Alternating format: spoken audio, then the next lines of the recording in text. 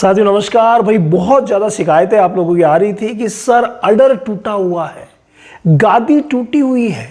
टूटी हुई गादी मतलब ड्रॉप्ड अडर, यानी कि नीचे झुका हुआ अडर। अगर हम फोटो में देखें तो नॉर्मली जो अडर होता है उससे थोड़ा सा नीचे की तरफ खिसक जाएगा।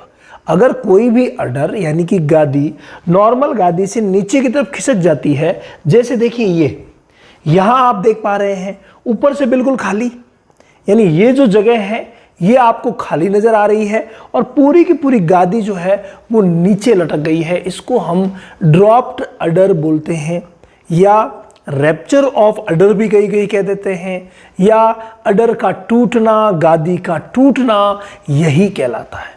और ऐसी गाय भैंस जिसने गादी तोड़ दी है, मतलब टूट गई है, उसकी कद्र भी बहुत ज़्यादा कम हो जाती है और उससे दूध लेना भी हमारे किसान भाई दुष्कर मानते हैं। आज के इस वीडियो में कुछ ऐसे तरीके मैं आपको बताऊंगा जिससे आप ड्रॉप्ड अडर वाली को भी अच्छे दूध वाली बना सकते हैं, और होती भी है, उसमें कोई चेंजेस नहीं होता, लेकिन व्यापारी लोग जो है इन्हें अलग ही दृष्टि से देखते हैं। और वाकई ये डिफेक्ट तो है ही, चाहे किसी भी तरीके का डिफेक्ट हो, और डिफेक्ट वाली कौन खरीदना चाहेगा।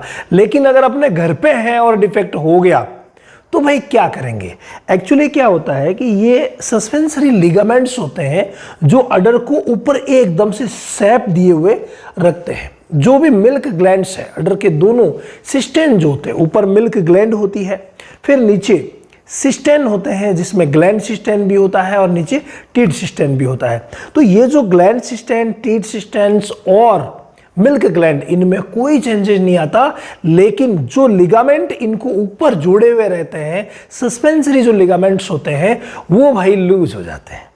और वो जब लूज हो जाते हैं तो फिर अडर नीचे लटकने लग जाता है। तो अगर आपके घरेलू कोई भी गाय भैंस है और अडर लटक गया है, ड्रॉप्ड अडर हो गया है, तो उसके लिए क्या करेंगे, विशेष ध्यान से सुनिए। इसमें 5 ऐसे मिनरल है जिनका बहुत बड़ा योगदान होता है।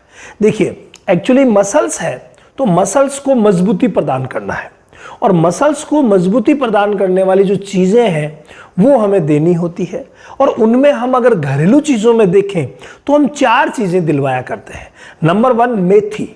मेथी दाना जो है ऐसी गाय भैंस को ज़्यादा दूध लेने के लिए आप ज़रूर दीजिए। अगर गर्मी का मौसम है, प्रेग्नेंट है, तो 100 ग्राम दीजिए।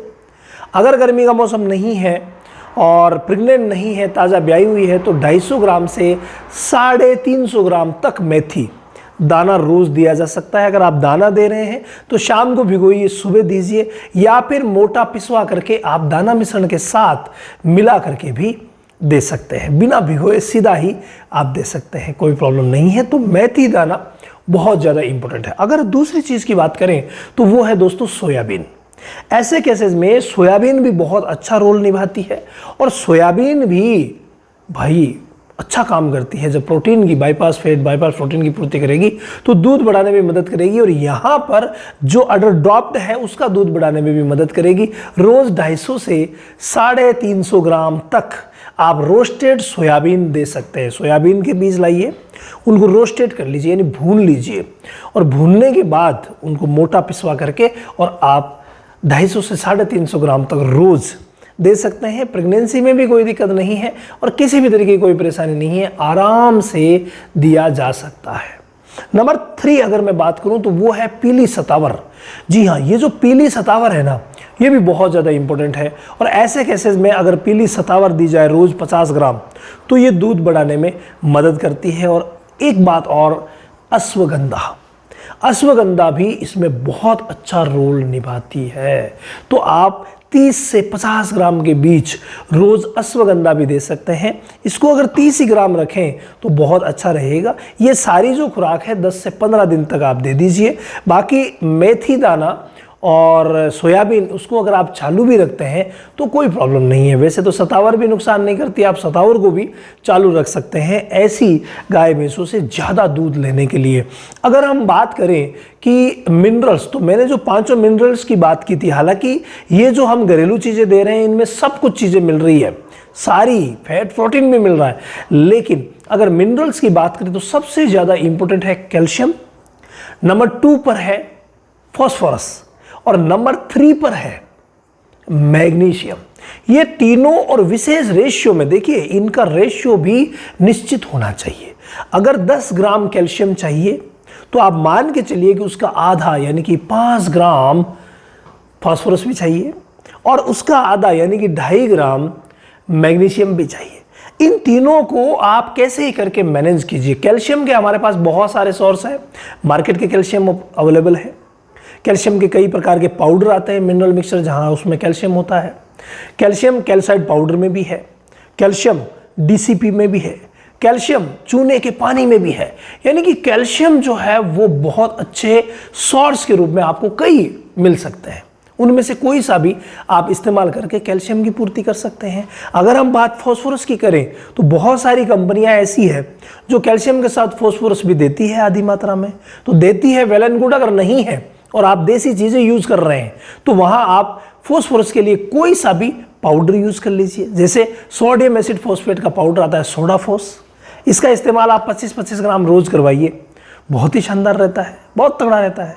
इसके अलावा बात मैं अगर करूं मैग्नीशियम की, तो मैग्नीशियम वैसे तो जो कैल्शियम मैग्नीशियम बोरोग्लूकोनेट की बोतल आती है माइफेक्स के रूप में, उसमें मिलता है, लेकिन वो तो ताज़ा ब्याही हुई के लिए तो चढ़ा सकते हैं।